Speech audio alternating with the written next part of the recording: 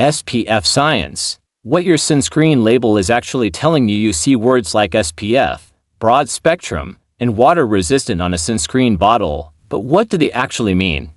And is SPF 50 really twice as protective as SPF 25? Let's decode your sunscreen label first. Let's start with SPF. SPF stands for Sun Protection Factor. It is a measure of how well a sunscreen protects your skin from ultraviolet B radiation, also called UVB. UVB is the type of ultraviolet radiation that is strongly associated with sunburn and contributes to skin damage. But here is something important: SPF is not simply the percentage of ultraviolet radiation that gets blocked. Under standardized testing conditions, SPF 30 filters approximately 97% of UVB radiation, SPF 50 filters approximately 98%, so moving from SPF 30 to SPF 50 does provide more protection, but it is not twice as much protection, and SPF 100 does not mean that 100% of ultraviolet radiation is blocked. Now, what about UVA? UVA stands for ultraviolet irradiation. UVA and UVB affect the skin differently. UVB is strongly associated with sunburn, while UVA penetrates deeper into the skin and contributes to premature skin aging, pigmentation, and other forms of skin damage. That is why SPF alone does not tell you the complete story. You should also look for the words broad spectrum. Broad spectrum means the sunscreen is designed to provide protection against both UVA and UVB radiation.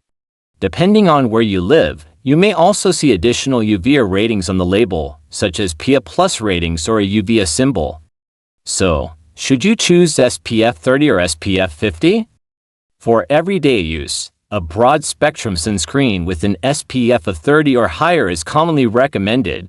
SPF 50 can provide an additional margin of protection, especially because many people apply less sunscreen than they should. And this brings us to one of the most important points. A properly applied SPF 30 can provide better real-world protection than a very thin layer of SPF 50. The number on the bottle only tells you what the product can provide when it is used under the testing conditions. How you apply it matters.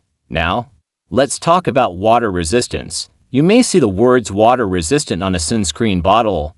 This does not mean the sunscreen is waterproof. Instead, water-resistant sunscreens are tested to maintain their labeled protection for a specific amount of time during water exposure. Depending on the product, this may be 40 minutes or 80 minutes. Swimming, sweating, and towel drying can remove sunscreen from your skin, so if you are swimming or sweating heavily, follow the product's instructions and reapply as needed.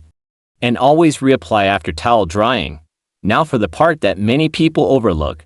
How much sunscreen are you actually using? Sunscreen is tested using a specific amount of product. If you apply much less than that amount, you may receive considerably less protection than the SPF printed on the bottle suggests. Apply sunscreen generously and evenly to exposed skin. And don't forget commonly missed areas, such as your ears, neck, hairline, and other exposed areas. For your lips, use a lip product with appropriate sun protection. And remember, sunscreen is only one part of sun protection. Shade, protective clothing, hats, and limiting exposure during intense midday sunlight can provide additional protection. So, the next time you pick up a sunscreen, remember four things. First, SPF tells you mainly about protection against ultraviolet B radiation. Second, broad spectrum means protection against both ultraviolet and ultraviolet B radiation. Third, water resistant does not mean waterproof. And fourth, how much sunscreen you apply matters just as much as the number on the bottle. Sunscreen is not simply about choosing the highest SPF. It is about understanding the label, applying enough, and using it consistently. This is PharmaconHealth. Science meets self-care.